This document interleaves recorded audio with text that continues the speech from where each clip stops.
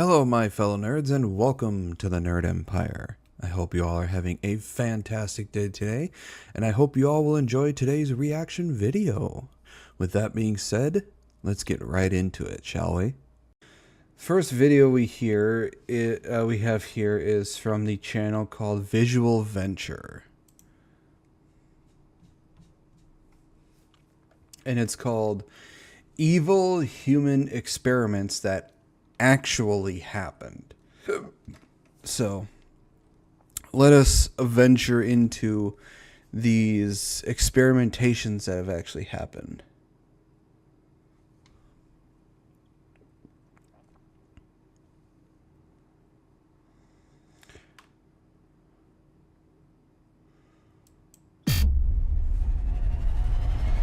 The CIA knew that it was breaking, every moral, ethical, and legal law in the books to do these experiments. The most embarrassing aspect of the whole story was that the final results for this cruel test were not even noteworthy. He says he's not going to go on. Please continue. He says he doesn't want to go on. We must continue. Today, experiments have strict rules to protect people, but that wasn't always the case. In the past, researchers experimented on people without considering the consequences, and the damage often lasted a lifetime. In this video, we'll explore evil human experiments that actually happened, starting with the unsettling cases and ending with the most horrifying. So it is the new year, guys, and I want to encourage you guys to be the best version of yourself. Experimentations. They're such a lovely thing, are they not? I mean, there are fun experiments, there are horrid experiments, there are weird ones. So, I mean, I can understand experiments are needed, but you gotta... There has to be a line somewhere that shouldn't be crossed, and yet it's routinely crossed. You can be, and it would mean the world if you subscribe, and I promise to do my best to make the best videos I possibly can for you. I'm Visual Venture and you are awesome. MK Ultra. For years, the MK Ultra experiment sounded... I've only heard of MK Ultra, or I've heard of the name when I was watching the show Bones. But other than that, all I really know it's like some governmental conspiracy thing. I don't know. I mean, an experiment to make cat girls or a one-to-one Ghislaine, sign me up. I think that'd be pretty cool to have demi-humans in real life.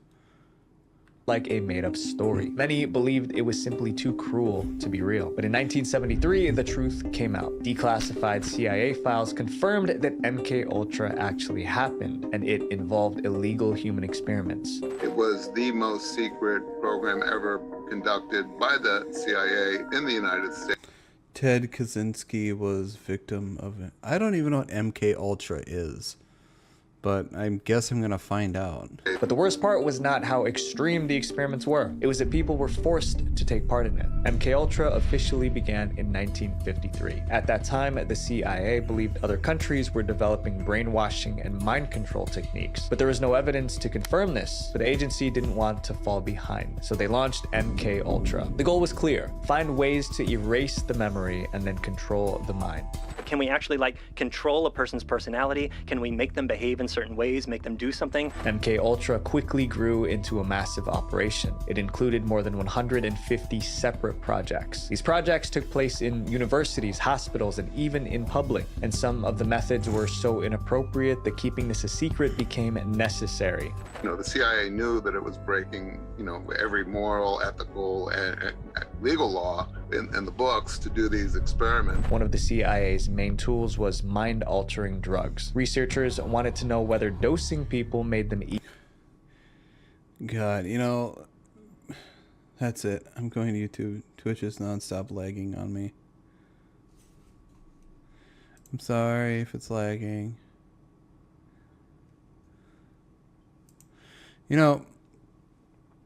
It's just... I don't know. It's just... I think it's weird, we regular citizens can get into a lot of trouble if we do, horrid shit like this, but it seems to be like it's okay if it's like governmental officials, like they can get away with doing horrid shit. Like, what the hell?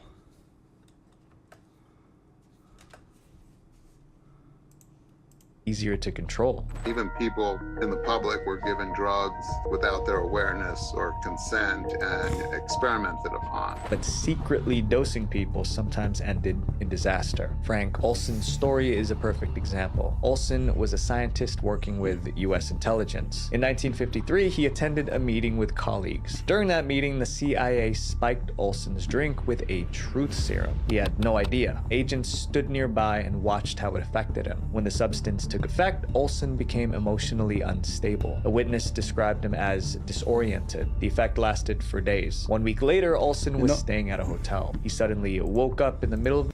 In all honesty, you cannot convince me that the leftist mindset is not a form of MK Ultra. You know, I wouldn't be surprised at this point, Kura, if it was. Considering how, like, out of this world nuts they are, and how they're trying to force their rhetoric down everybody's throats, it wouldn't surprise me. Well, did a whole let's lie to black men and syphilis about treatment, experiment US. I think I know what will be in top 3. the night and ran around the room in his... It is. Look up Operation Mockingbird. Hello, Luna. Hello, Happy. underwear. Then he fell from a hotel window. He didn't survive. But Olson wasn't the only victim of MK Ultra. Many MK Ultra experiments took place in hospitals and psych wards. The patients were already vulnerable. Instead of receiving proper care, they were treated like guinea pigs. MK Ultra doctors wanted to learn how to erase memories. And he thought that if you could bring a person back down to a blank slate, remove all the environmental inputs that have been put into them, and then you can build them back up in your image into whatever you want them to be. The methods used were too extreme for me to describe. You know, I think when it comes to manipulating somebody, you know, mentally or doing any sort of this kind of stuff, it would probably be easier on people who are not so mentally strong or strong-willed, because those people, their defenses are so high that it's just difficult to do anything with them. You'd have to go after people who are not mentally well, mentally unstable, who are very vulnerable, because they have no defenses. I will also add that I have no thoughts of self-harm, and if I disappear, it was...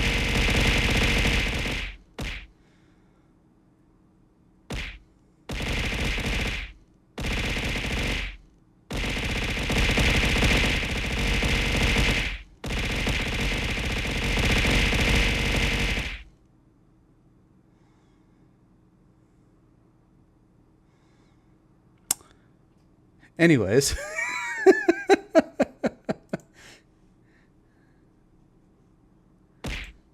Ow.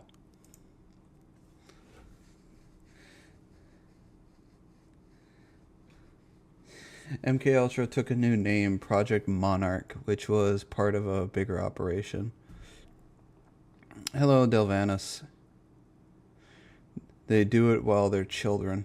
Yeah, children are quite easy to manipulate because... yeah. They use satanic sexual abuse to break people when they were children. The extreme abuse is what forces a split personality. They then train the altered personality by way of either color or sound. I know you're not sorry, Lunar. You're just doing your job.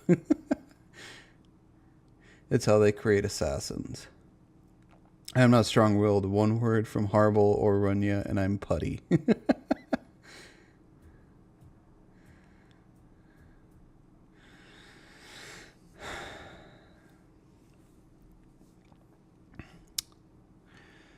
Yes. I sometimes believe the humanity is like just as bad, if not worse, than actual demons, considering how evil we can be. when it comes to how they interact with children, I start thinking of flour mills. Yeah, millstone. I've researched this shit for years. Damn happy. Many patients didn't understand what was happening. That made it nearly impossible for them to refuse. By the time patients were discharged, they were seriously affected. Experiments also took place in... I think a lot of them are also turned into sleeper cells, or, you know, sleeper agents.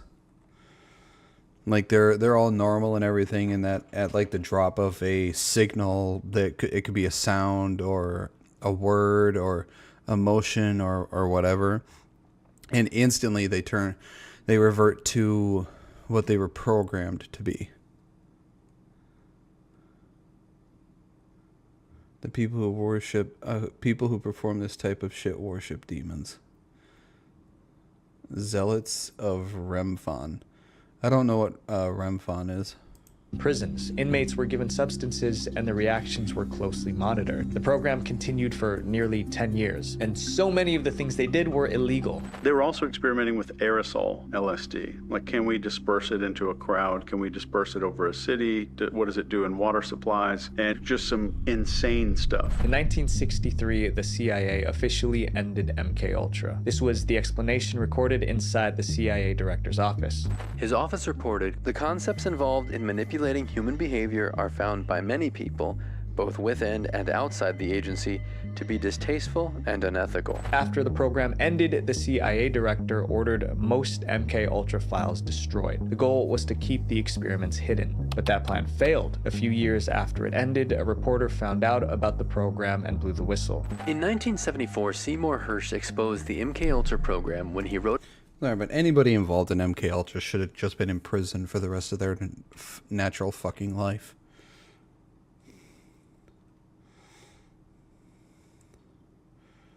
Return to Agartha. I don't know what that is either. The Star of Remfon is what is on Israel's flag. Oh, okay. The star has no actual association with David at all. The finders are just one leg of how many that locate and grab people to use. about it for the New York Times. The article caused public outrage. Soon after, Congress launched an investigation. The CIA was forced to admit the truth. During those hearings, the CIA finally admitted that this program existed. They admitted that it was probably not the right thing to do, but they feigned innocence. By then, most of the records were destroyed. That meant the full scope of MKUltra would never be known, and victims were left without justice. Up next is an experiment. I hate the fact that nobody seems to have the spine to go after these people, to imprison them for, I would call these things crimes against humanity. None of those people deserved to walk away from what they've done. That was just, that kind of shit should be on like the Geneva Convention. I feel sorry for anyone with the name of Seymour. Especially their last name. It's why I'm so protective of my children. Yeah. It's horrible that none of these people were able to get justice for what happened to them. And it's retarded that the government basically just didn't do shit except acknowledge the fact that it existed and did happen. You're going to be surprised about that, actually. These documentaries are preparing the public for what is about to drop. That intentionally instilled fear in people. The Landis facial expression experiment. The In fuck is that? 1924, psychologist Carney Landis began a study on human reactions. He wanted to know if everyone makes the same face when they feel the same emotion, like fear, disgust, and so on. I mean, it was a reasonable question, but in trying to find the answer, Landis created one of the most horrifying experiments ever, and those who suffered most were his test subjects. Landis recruited young college students for the study. On paper, the plan was simple. He was going to trigger emotions like disgust and joy and capture them on camera. So he needs to get you to feel emotions to get a picture of your face. The first thing he did was paint thick black lines. Hope you're doing well, Null. Nice to see you here. across each volunteer's face. He said the markings would help track facial expressions in photos. Next, he mounted a camera on the wall. It was positioned to capture everything. At this point, it still looked like a normal psychology study, but things were about to get dark. Landis wanted to see the face people made when they felt uncomfortable. To trigger that reaction, he showed volunteers a set of unsettling images. Then he shows you medical photos of people with horrendous skin conditions. The volunteers were clearly distressed, and the camera recorded every reaction. Next, Landis moved on to fear. Then he goes behind a curtain and sets off a firecracker to capture on film the exact moment of your fright. He didn't just use firecrackers. Landis also fired a weapon close to the volunteers. Once again, his goal was to capture the exact moment of their fright. Then the experiment escalated. Landis told the volunteers to close their eyes and stick their hands into a metal bucket. Inside, they felt something slimy. The bucket was full of live frogs, kicking and squirming. Landis recorded their expressions, but he wasn't finished. He instructed them to... That would be really weird if you were just blindfolded and told to stick your hand in a bucket and you just started feeling something really slimy. And I mean, you can't know what it is, but I think I'd be pretty relieved to find out it was just frogs.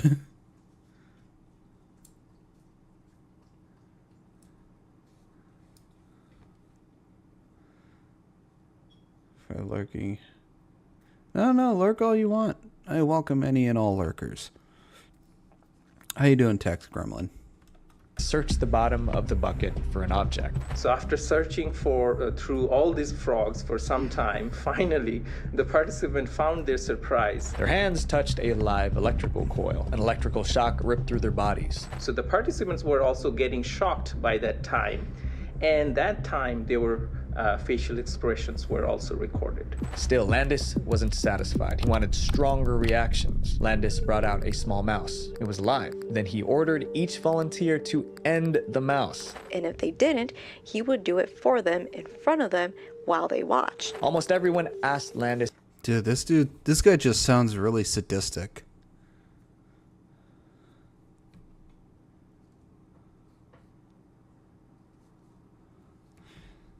It is both amazing and at this point not surprising to know that there are these type of people that exist.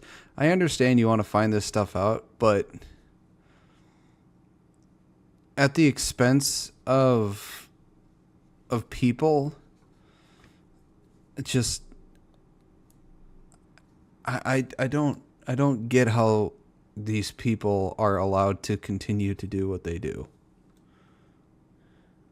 If he was joking. They quickly realized he wasn't. Landis wanted to take a photo of their faces as they carried out the act. Many volunteers refused at first, but Landis pressured them. One by one, most of them gave in. About 1/3 refused to do it themselves, but Landis didn't let them off the hook. Landis did it himself. He made them watch. The camera clicked again and again. The experiment was over. Now it was time to assess the results. After triggering all of these emotions, Landis reviewed the photos, and he found no clear pattern. There was no typical facial expression for any emotion. Fear, disgust, and shock looked different from person to person. In fact, smiling was the most common reaction even during unpleasant experiences. When Landis published his findings, many people criticized how the volunteers were treated. The part involving the mouse caused the most outrage. That's why today, the Landis facial expression experiment is remembered for its cruelty, not its science. Up next is an experiment that had with those times are horrible, man. They don't anymore. Most of them were executed. What a time to be alive back then, and having to deal with these psychotic people who were, free in society.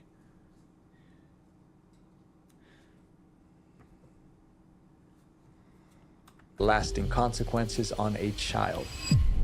The little Albert experiment. Children. Look, adults are able to take this shit a lot easier than any other age range, but children? Really? Children?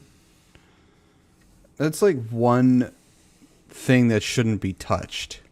is anything to do with children, unless it's, you know, how to help them, how to get make their lives easier, better, how to make them healthier, you know, stuff like that.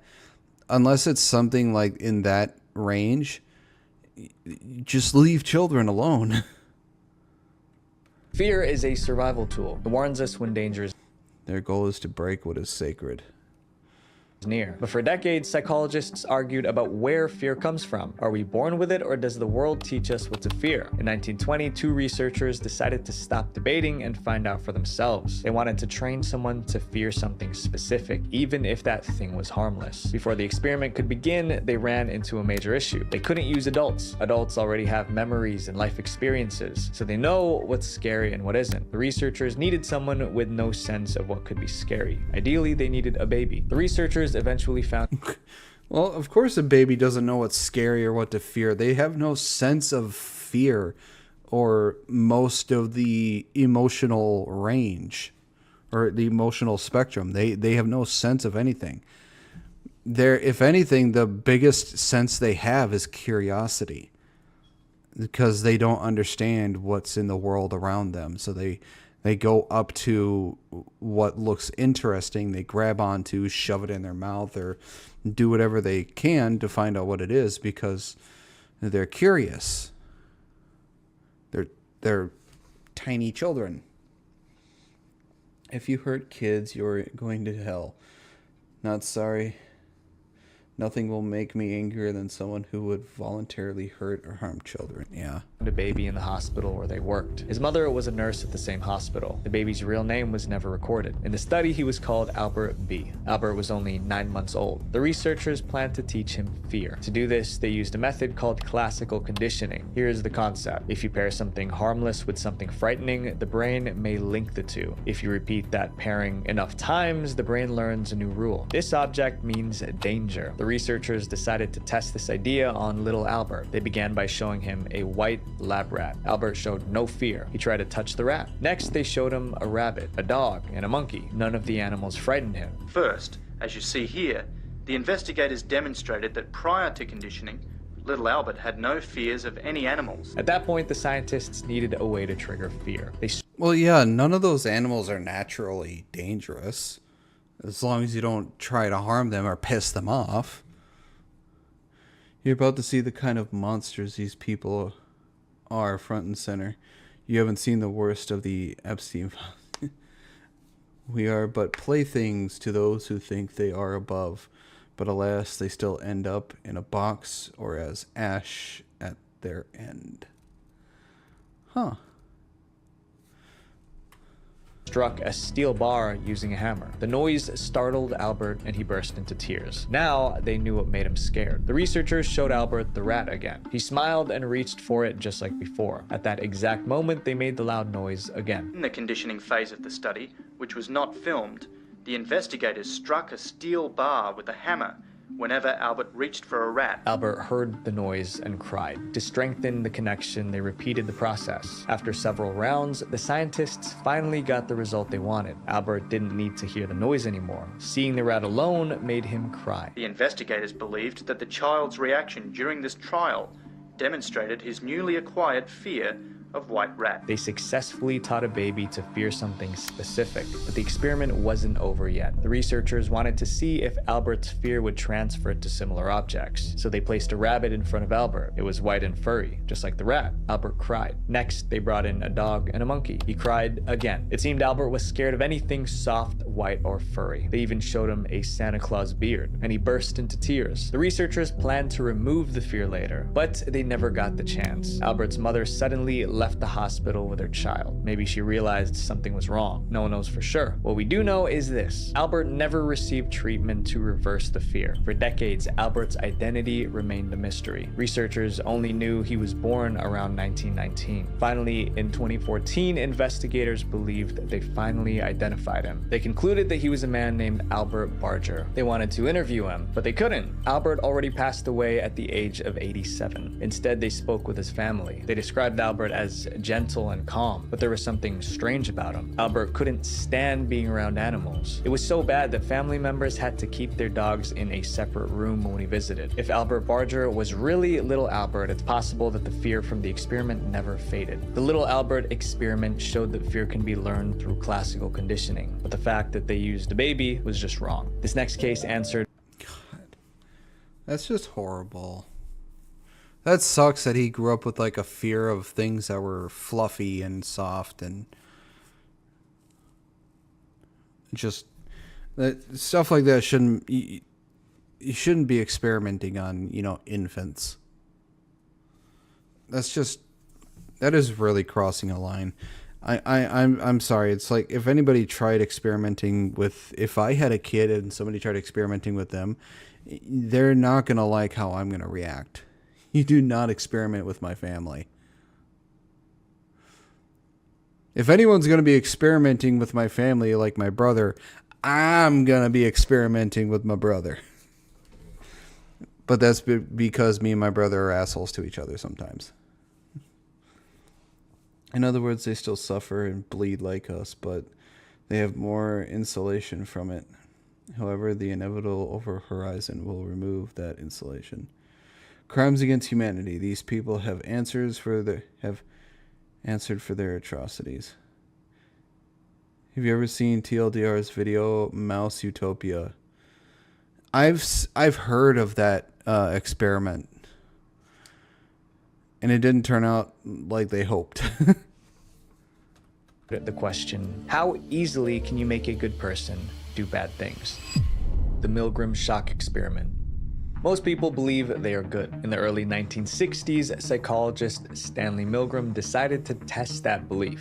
Stanley Milgram was interested in the psychology of obedience. Milgram designed an experiment to answer one dark question. Can a good person be pressured into doing something evil simply because their leader or boss orders them to? Milgram's question was inspired by the events of World War II. After the war, many people involved in horrific crimes were put on trial. Almost all of them gave the same excuse. They were just following orders. As a psychologist, Milgram found this blind obedience deeply troubling. He wanted to know if ordinary Americans could also be pressured to hurt others. I think when it comes to the military, there is a clause that lets you disobey an order, but there has to be I think there has to be a specific set of circumstances that allows you to disobey a direct order from your superiors. I'm not exactly sure.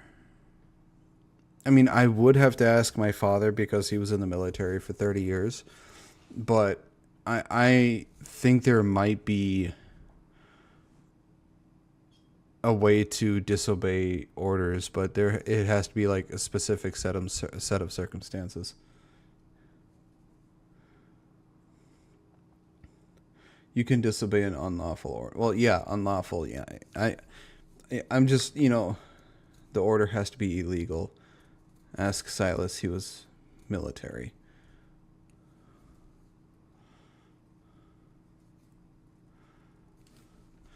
Actually, let's see if he's in the. No, he's not. He's not over there right now.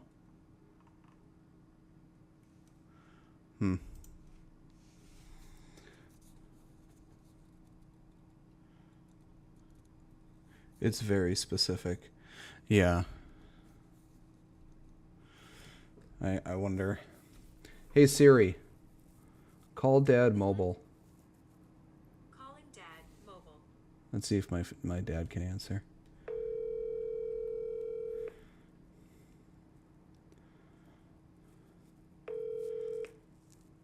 Hello. Hey Dad. Hey. I had a question because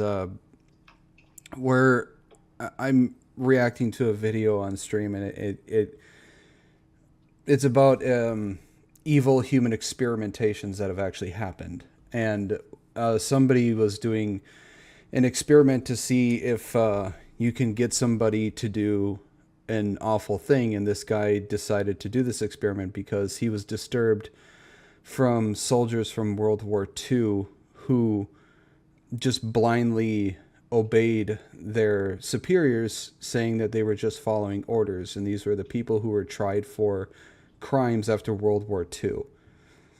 And a question came up in my mind, and I was wondering, other than an unlawful order, is there any other circumstances that allows you to disobey a direct order? Well,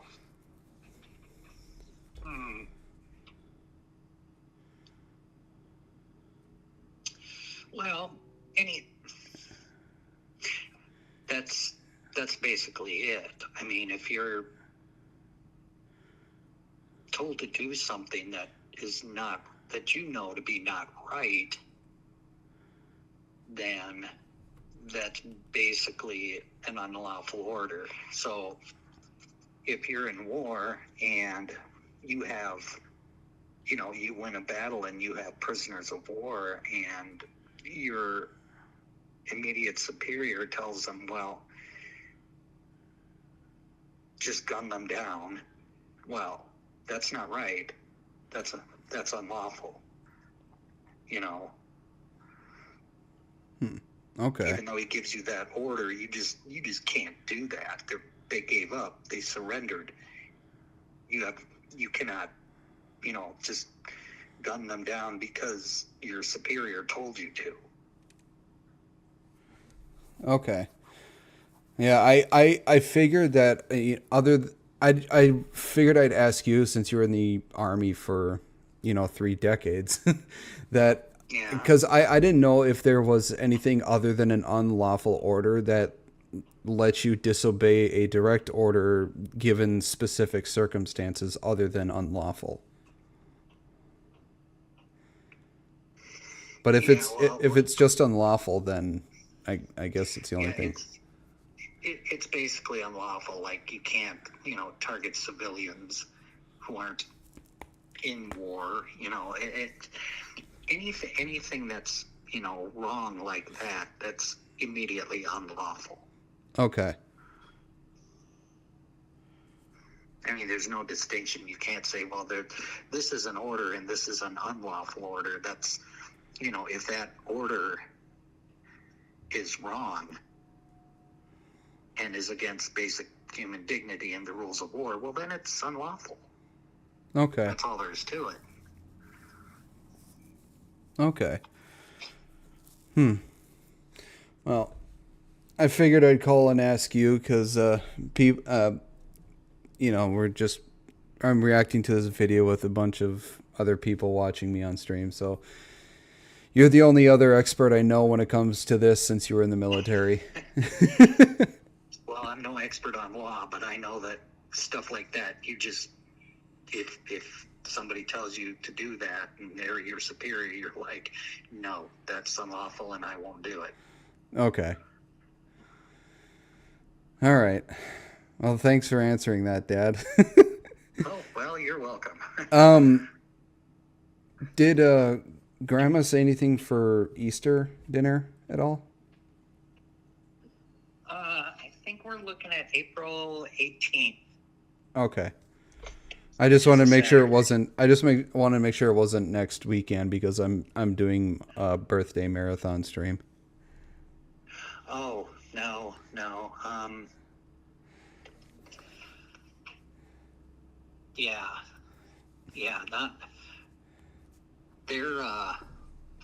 They weren't doing anything that weekend because I'm not going to be around. Okay. I'll be in Texas that weekend.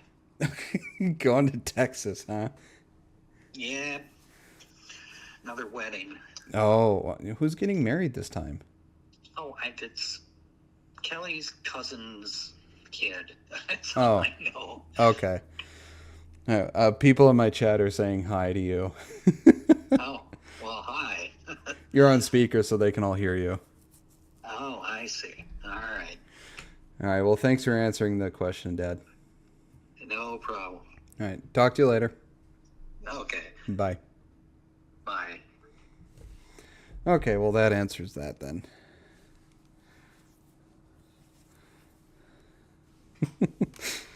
Yeah. Originally, Dad was supposed to retire after 28 years, but they wanted to promote him before he retired, so they sort of put off his retirement thing, and he was just like, no, I don't want their promotion, just retire me. So they retired him after 30 years. But I guess that answers that, other than the only way you can disobey a direct order is if it's unlawful and for no other reason. So yeah. I guess you all got to hear my father for the first time.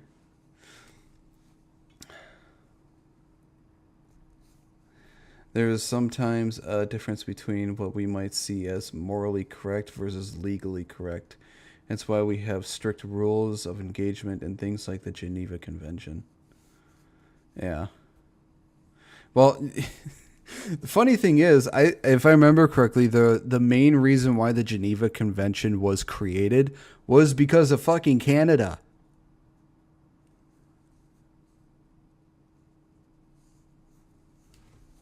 The fucking Canadians, man. The Canucks.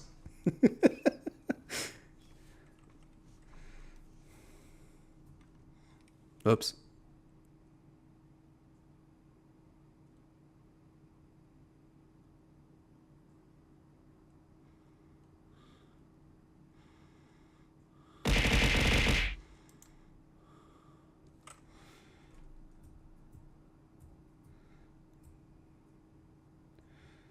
We're sorry. Despite how polite Canadians are supposed to be, they are the major reason why the Geneva Convention was created, because of the amount of atrocities they did.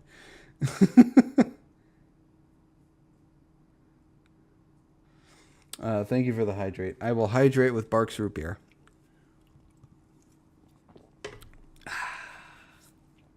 All right, back to this. Stanley Psychology of obedience. Milgram designed an experiment to answer one dark question. Can a good person be pressured into doing something evil? Sense of world. All of them gave obedience to others. He decided to see how... Okay, there we go. Now we're back where we were.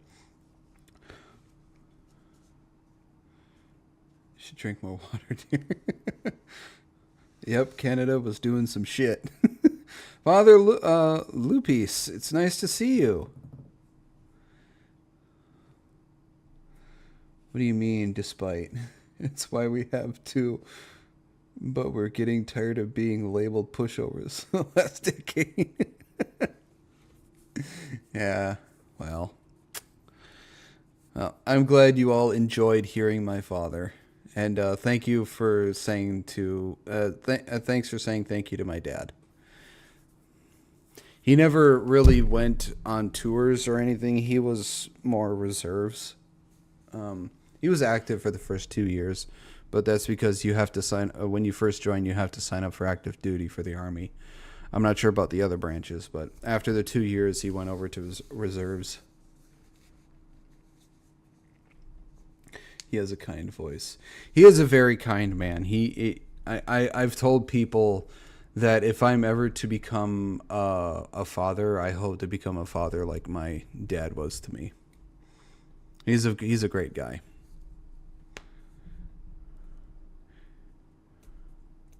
It's never a war crime the first.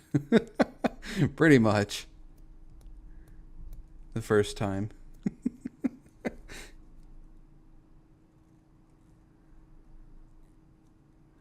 Likewise, been lurking for a few minutes. My phone died. Did I miss my comment being discussed? Was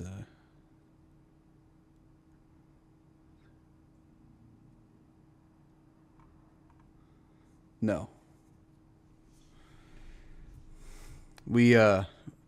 I called my dad to ask about the question with the Army. That's pretty much all you missed.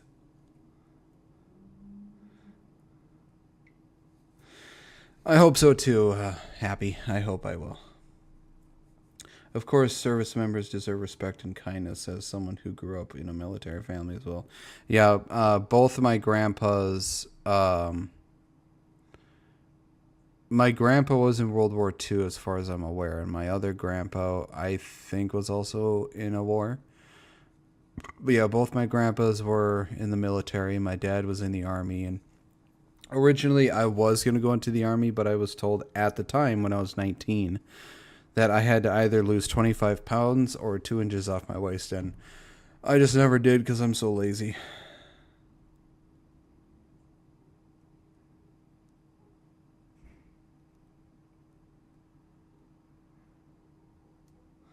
My grandpa served on the 34th parallel in Korea. His brother fought in the end of World War I and start of World War II, I think, if I'm remembering that right. There's so many military people here. Subjects would react when a researcher pushed them to do things that went against their morals. The first step was selecting volunteers for his experiment. He put out an ad offering $4 for 1 hour of their time, but Milgram turned away and... Just think, $4. That was a lot of money back then. $4 back then. That was a lot of money. Anyone with a violent history or criminal record. He wanted everyday people who knew right from wrong. Once the volunteers were selected, the experiment began. Milgram conducted the study at Yale University, but he lied to the volunteers about the purpose of the experiment. Volunteers were told they were taking part in scientific research to improve memory.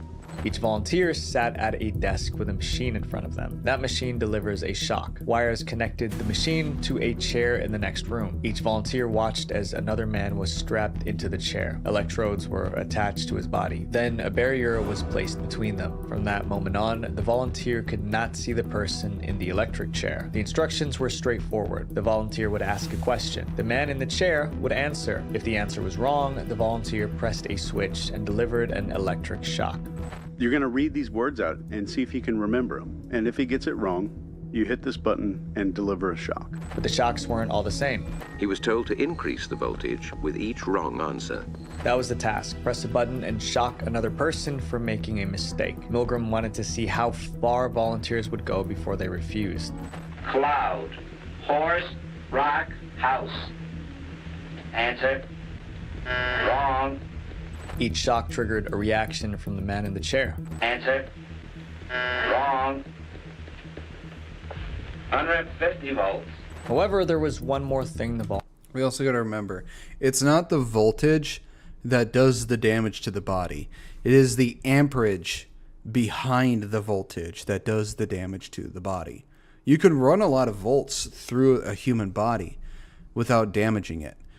It just depends on how much amperage is behind those voltages.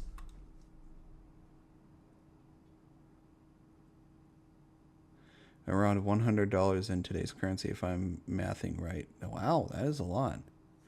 This experiment and one of the other really messed up ones are the reason we now have ethical rules around experimentations.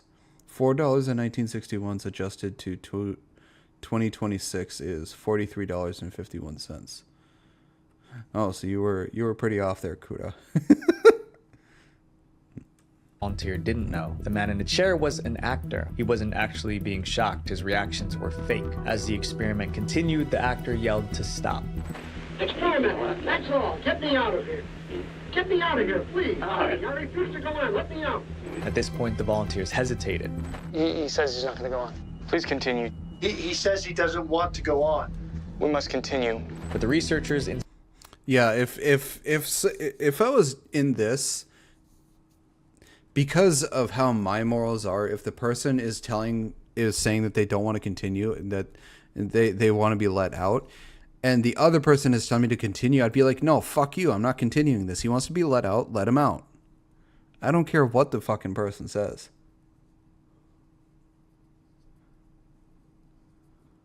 I would let the person out. Stanford prison experiment was the other recent big one. I haven't really heard about a lot of these experiments because I'm not one who really gets into these sort of conspiracy theories or these type of things. I'm just busy reading my manhwa or manga or playing my video games or whatever else. So I don't know a lot of these things. Insisted they continue. The experiment requires you continue, teacher. Please continue. and most volunteers did. They felt they were doing something wrong, but they kept pushing the button. So the guy keeps getting it wrong, keeps getting it wrong. Around 250 volts, he's screaming. Some volunteers strongly protested. I'm not going to kill that man today. I mean, who's going to take the responsibility if anything happens to that gentleman? I'm responsible for anything that happens here. Continue, please. Eventually, the man in the other room went silent. I think something's happened to that fellow in there. I don't get no answer. At that point, the experiment ended. Milgram published the results in 1963. 2/3 of volunteers were prepared. That's actually 2 years before my dad was born. Do they have a violent criminal record? Yes. Okay, I'll continue. Yeah, see, you know, that...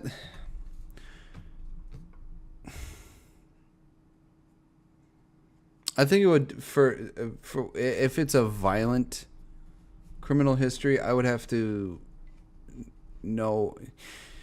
See, now that's really a gray area for me, because I'm not really a person who likes to dole out pain onto other human beings if it's not for pleasure. Because I'm just not a straight up mean person. Is it Kaya? I'll continue. Hassan, probably. You know, that wouldn't surprise me, Test, if Hassan said something like that. To administer a potentially fatal electric shock when encouraged to do so. In total, 65% of volunteers went all the way to the maximum 450 volts. That meant that if the shocks were real, they would have ended the person in the chair. Milgram's experiment proved something disturbing. People don't need to be evil to do harm. Sometimes they just have to be told to do it. Decent American citizens were as capable of committing acts against their conscience as the Germans had been under the Nazis. This next case shows how you can cause permanent damage to someone by using only words. The Monster Study. What could make an experiment so disturbing that people called it the Monster Study? The study was created by Wendell Johnson. He was a respected professor at the University of Iowa. Despite his success, he lived with a deep personal struggle. Johnson stuttered a lot. Stuttering is a electro swing. All right, have a good one, Delvanus. Speech impediment that disrupts the normal flow of speaking. Back in the 1930s, doctors believed stuttering was caused by a biological defect. In other words, stutterers were simply born that way. But Johnson had a different theory based on his personal experience. Apparently, he had spoken normally his whole life until the age of about 5 or 6, when a teacher told his parents that he was starting to exhibit a bit of a stutter. That comment from his teacher was a trigger. Johnson became anxious about speaking. Over time, he actually developed a stutter. Looking back, he concluded that it was a self-fulfilling prophecy. Had he not been so worried about not developing a stutter and so obsessed over his speech, he never would have become a stutterer. Johnson wanted to prove that stuttering was caused by negative feedback, not biology. To do this, he needed kids he could study without interference. In 1939, Johnson walked into an orphanage and told the staff a lie. He said he wanted to give the children speech therapy. The staff agreed, thinking Johnson was there to help. Johnson ran the study with his graduate student Mary Tudor. Together, they selected 22 kids. Some were stutterers, others were not. The researchers divided them into 4 groups. The first group was made up of kids who already stuttered. The goal was to help them feel calm so that their stuttering stopped, so the researchers praised them all the time. Everyone in the second group was also a stutterer. In this case, the researchers wanted them to feel anxious so their stutter would worsen, therefore they were criticized constantly. The third group was full of children who spoke normally. They were praised and encouraged to keep speaking just the way they were. Then there was the final group. These children spoke perfectly before the study, but the researchers wanted to make them start stuttering. To achieve that, they were constantly criticized. They were accused of stuttering even when their words were clear. They were told, you must try to stop yourself immediately. Use your willpower. Do anything to... Let's just get orphans. No one will care. God. That is one thing I don't like about a lot of people when it comes to these sort of things. It's like they're when it comes to the kids, their first thought is go to the orphans because nobody will miss them, nobody will care about them, and so on and so forth. It's just like they're still kids.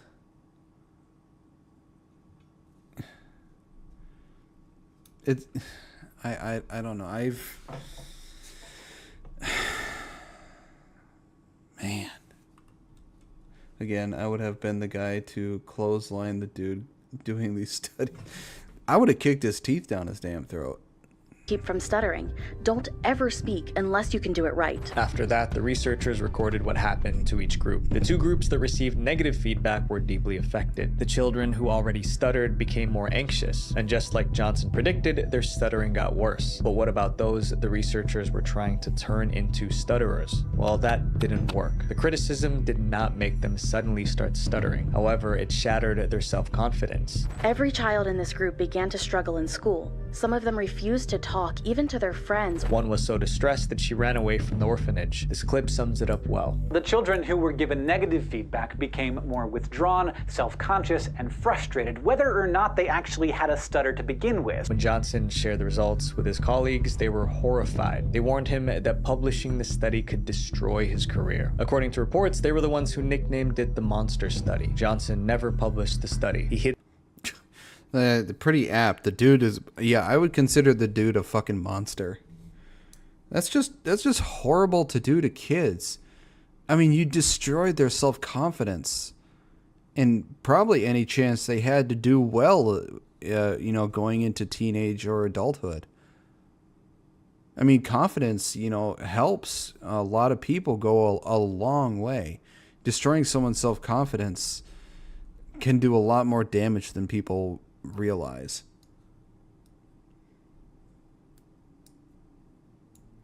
The U.S. government did so many experiments on citizens and soldiers secretly. Our government is full of evil bastards. Helena Blavatsky wrote about people who, so to speak, were empty vessels. They had no souls. the documents and hoped his actions would stay buried. The children also weren't debriefed after the project was over, and there was no real follow-up on how they may have been affected by the study long term. When Johnson passed away, he was praised as a respected professor. At that point, no one knew about the orphans, but that changed in 2001. A reporter uncovered records of the monster experiment. When the story became public, people were outraged. Some of the kids from the experiment were still alive. They were now in their 80s. Most claimed they struggled with anxiety and shame. The survivors sued the state of Iowa, which is where the study took place. In 2007, the state paid almost $1 million in compensation. There was no debate. The monster experiment should have never happened. This next experiment got so... Well, yeah, just because they're orphan kids doesn't make it any less... doesn't make it any more okay to do it on. It's not okay at all. They're fucking kids. So destructive, it had to be stopped early. The Stanford prison experiment. Hey, look at that. The one you guys were just talking about. This experiment was designed to create an atmosphere of oppression. The man behind it was psychologist Philip Zimbardo. For years, Zimbardo studied how people behave in prisons, the military, and even offices. In each place, he noticed the same pattern. People in power often treated others badly. Over time, Zimbardo formed a theory. People didn't commit cruel acts. I think those who are given too much power end up being corrupted by said power because they believe they're better than everyone around them because of how much power they have. And they end up, the power ends up corrupting themselves. I think those who have some power and, slowly but gradually gain more power tend to be less corrupted by it because they know how to control it. They know how to control themselves. But those who gain so much power so quickly have no way to acclimate to it normally and become corrupted by it.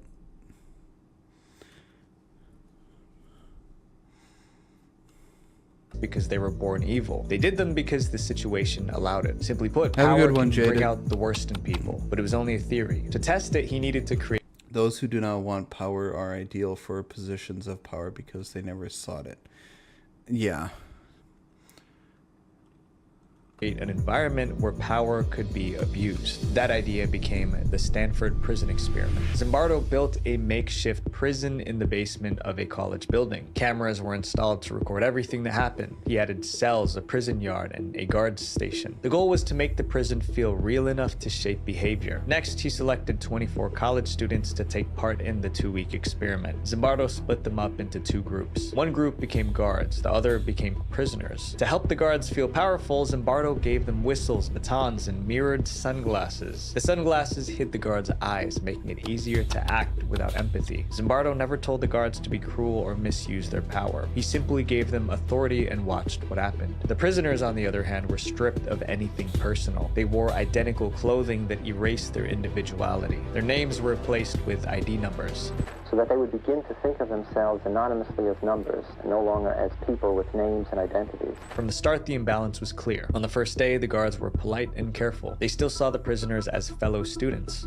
This is unbelievable. They took our clothes. Hands off the door. Soon, the mood began to shift. On day 2, there was a very sharp change in the whole nature of what was happening in that prison. The guards started raising their voices. Guards punished prisoners for minor mistakes. Their authority was settling in. The guards then began to escalate their use of power. Some of them had prisoners clean out toilet bowls with their bare hands. If a prisoner resisted, they were locked in a small closet. This was their version of solitary confinement. Within the first 4 days, 3 prisoners were so affected that they were released. By the 5th day, the remaining prisoners looked exhausted. When they lined up for inspection, they seemed scared. You see how he did that, boy? Yes, sir, Mr. Gryphonknight. The guards acted differently too. They were now tyrannical. It seemed like they forgot that they were just students in an experiment. The situation was out of control. It was just a matter of time before someone got hurt. And at that point, we said, enough, we have to end this. The experiment was scheduled to last 14 days, but Zimbardo shut it down on the 6th day. In 1972, Zimbardo talked about his experiment. It's crazy just how quickly, when you're given somebody who has never had power before that much power, it is amazing how quickly it can corrupt somebody. I mean, considering what happened in this experiment, it corrupted them within just a day. And it corrupted them badly because they saw, they felt like they had all the power and they were not going to be able to get in trouble. Power corrupts. Absolute power corrupts absolutely. It's amazing how fast power and absolute power will corrupt. It's also quite terrifying because it corrupts in different ways too. It can do it very subtly, or it can be a very loud and sharp change. I think the ones that are probably more terrifying, I think the kind of corruption that's probably the scariest one is the one that slowly corrupts without the person realizing that they are being corrupted by their own power. I think it's easier to deal with the people who the power has corrupted very obviously and very loudly. It's easy. I think it's easier to deal with those people. Hey, Nordic. At conferences. He also released a film showing real footage of what happened. Public reaction was intense. Some people refused to believe the results. They argued that Zimbardo unknowingly selected people who were predisposed to authoritarianism. But others believed the experiment proved Zimbardo's theory. Normal people can change when placed into powerful or powerless roles. Decades later, the Stanford prison experiment is still debated. The consequences of this next experiment affected thousands of people and lasted for decades. Project 4.1. I haven't heard of this one either. Project 4.1 was officially described as a medical study. Scientists wanted to understand how radiation affects the human body, but this experiment was never planned in advance. It began because of a disaster. In the early 1940s, the US set out to build the most powerful weapon ever created, a nuclear bomb. But there was only one way to know if they were on the right track. They needed to test the nukes they were making. Testing meant detonation. The military needed a remote location to blow stuff up without drawing attention. They chose the Marshall Islands in the Pacific Ocean. The Marshall Islands is mostly made. Hell, even a lot of the people who were on the battleships that were the distance that they were required to be away from the explosion were even affected by the explosion. Made up of atolls, which are ring-shaped coral reefs with a lagoon in the middle. But those islands weren't empty. People lived there. Nuclear testing in that region put the locals at risk. But the military moved forward anyway. Between 1946 and 1958, the US carried out a series of nuclear tests, detonating 67 giant bombs in the Marshall Islands. The tests continued for years. The explosions grew more powerful. It was just a matter of time before something went wrong. On March 1st, 1954, the military carried out another test. The shockwave visibly roared across the ocean and hit the camera ship miles away. But scientists miscalculated the strength of the blast. It was more than twice as powerful as predicted. A cloud of radioactive debris shot into the sky, and it drifted toward the nearby islands. And then there was the wind. It blew in a different direction than what the scientists expected, and carried nuclear fallout to nearby populated islands. On the ground, locals noticed something falling from the sky. It looked like powder. My cousin Erosi, he was on top of a tree whenever the powder fell. Kids played in the powder, adults touched it, everyone breathed it in. It got on everything, clothing, food, and even toys that the kids played with. The exposure continued for days. They had no idea that it was toxic. After the fallout, the researchers faced a choice. They could warn the locals and evacuate them, or they could treat it as a research opportunity. Behind closed doors, military leaders and I'm guessing they went with the research opportunity. Because why the fuck not?